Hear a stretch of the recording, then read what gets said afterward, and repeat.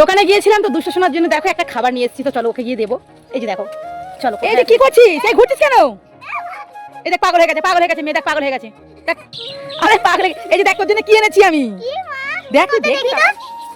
বাবা এটা তো আপেল। হ্যাঁ আপেল, একটা ব্যাপারী যাচ্ছিল, ব্যাপারীর কাছ থেকে কিনেছি আমি।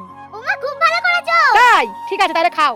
খাবো মানে কি, আমি মাখা করব। মাখা? আপেল আবার মাখা হয়? হ্যাঁ হ্যাঁ তা ঠিক আছে, যা মাখা করেই খা। ঠিক আছে না, মাকে আজকে আমি আপেল মাখা করে খাওয়াবো।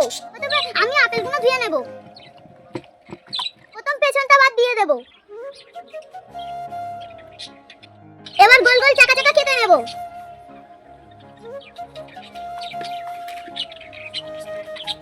আপেল আমার কাটা গেছে, এবার আমি মশলা দিয়ে দেব। প্রথম দিয়ে দেব নুন, পরে দিয়ে দেব একটু ঝালের গুঁড়ো, দিয়ে দেব একটু কাসুন্দি,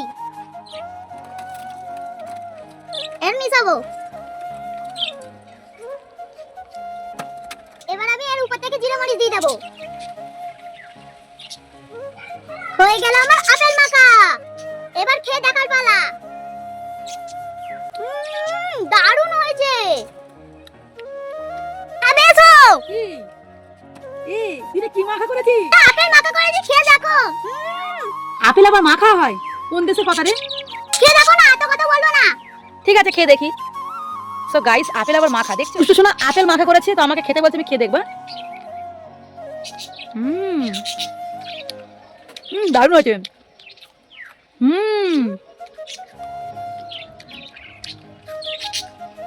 হেভি হয়েছে, হেভি। বন্ধুরা, ভিডিওটা তোমাদের কাছে কেমন লাগলো? ভালো লাগলে লাইক শেয়ার করে পাশে থেকো।